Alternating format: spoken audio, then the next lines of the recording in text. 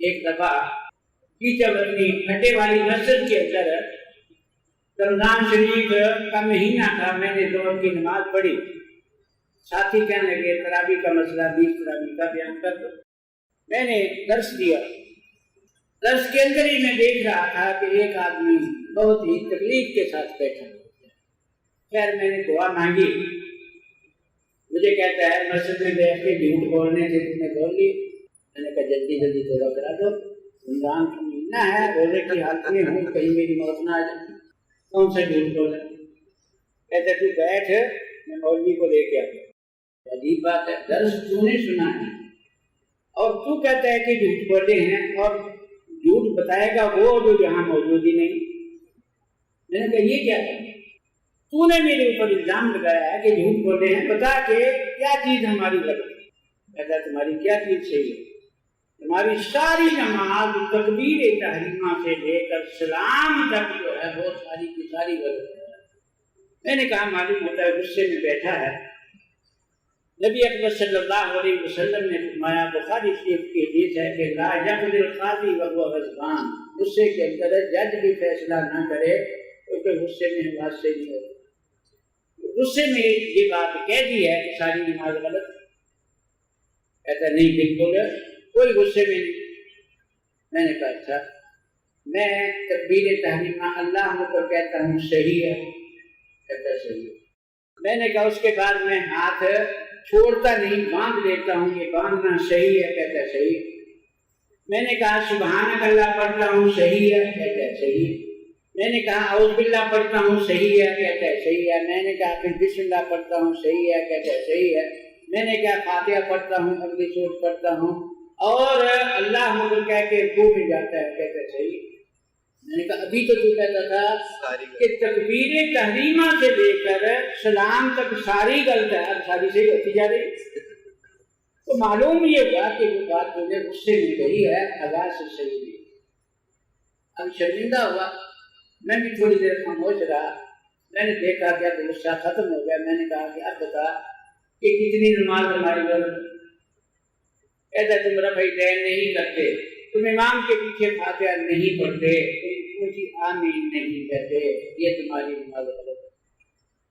میں نے کہا کہ اللہ کی عجیب قدرت ہے، میں نے پورے درس میں تراویح کا مسئلہ بیان کیا ہے، ان 3 مسئلوں میں سے کوئی بیان نہیں کیا، اور کہا مجھے کیا تھا تو نے جھوٹ بول رہے۔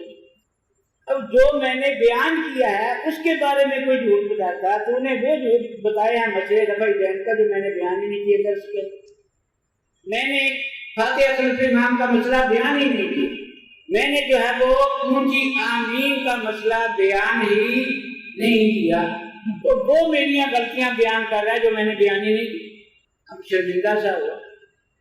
میں نے کہا کہ اچھا اب یہ 3 مسئلے میرے غلط ہیں، پہلے تو نے کہا تھا ساری نماز غلط ہے، اب میں کہتا ہوں میری یہ مسئلے صحیح ہے، تو کہتا ہے غلط ہے، تو پہلے کوئی اصول بنا دیں غلط اور صحیح کا معیار کیا ہے تمہارے نزدیک، تاکہ اس کے مطابق کا مسئلہ حل ہو جائے۔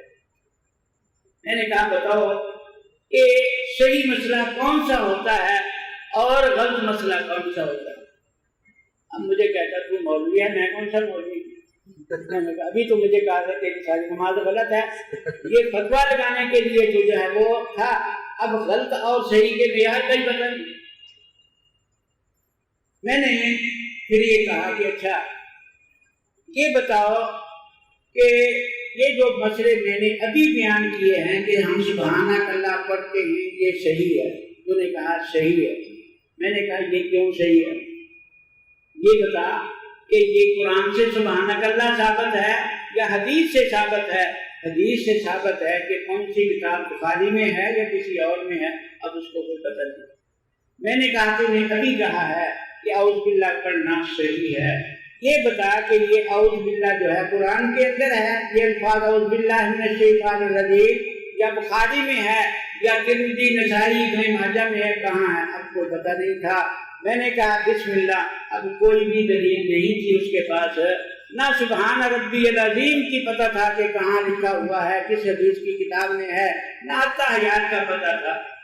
میں نے کہا کہ اب معلوم یہ ہوا کہ جس نماز کو تو صحیح کہتا ہے کسی کی تقلید کر کے پڑھتا ہے، تیرے پاس دلیل نہیں۔ اب تیری اللہ نے قیامت کے دن ساری تقلیدی نماز قبول کر لینی ہے، میرے 3 مسئلے یہ اللہ نے قبول نہیں کرنے، جن پر تو اعتراض کرنا۔ چلو میں نے امام ابو حنیفہ کی تقلید کر کے رفع دین کرتا ہوں اور آمین آہستہ کہتا ہوں، تو یہ مسئلے یا قیامت کے دن اللہ نے باقی نماز کا حساب ہی نہیں لینا، صرف ان 3 مسئلوں کا لینا ہے۔ اگر یہ بات ہے تو اس کے لیے کوئی دلیل دو۔ اب بڑا پریشان ہوا، خیر بعد میں نے اس کو سمجھایا کہ ہمارے پاس الحمدللہ اس کی دلیل ہے۔ جب یہ لوگ اکیلے نماز پڑھتے ہیں تو آمین کی کہتے ہیں، حصہ کہتے ہیں، ہر رکعت کے اندر حصہ آمین کہتے ہیں جیسے ہم کہتے ہیں۔ جب جماعت کے ساتھ نماز پڑھتے ہیں، ظہر کی 4 رکعتیں اور عصر کی 4 رکعتیں، مغرب کی 3 رکعت، عشاء کی 3 اور 4 رکعت میں ان کا امام بھی آہستہ آمین کہتے ہیں، سارے مختے بھی آہستہ کہتے ہیں جیسے ہم کہتے ہیں۔ یہ 11 رکعتیں کہ 11 رکعتوں میں آہستہ آمین کہتے ہیں، صرف 6 رکعتیں رہ گئی، 2 مغرب کی پہلی، 2 عشاء کی اور 2 فجر کی۔ اس کے اندر اتنا زور لگاتے ہیں کہ وضو ختم ہونے کا اندیشہ ہو جائے۔ اب یاد رکھیں کہ یہ 6 اور 11 کا فرق کسی حدیث کے اندر اللہ کے نبی نے بیان نہیں کیا کہ 11 رکعت کے اندر تو سارے کے سارے آہستہ آمین کہو اور 6 کے اندر بھی 6 کے اندر زور لگاؤ۔ یہ 6 اور 11 کا فرق کسی حدیث کے اندر نہیں، اور 6 کے اندر بھی اس وقت یہ اونچی آمین کہتے ہیں جب مسبوق نہ ہو، جب دوسری رکعت میں مغرب میں آ کے ملے ہیں، اتحیات کے اندر دوسری رکعت میں، یا عشاء کے اندر اتحیات میں ملے یا فجر میں ملے، تو 6 کے اندر بھی ایسے ہی کہتے ہیں مطلب سارے۔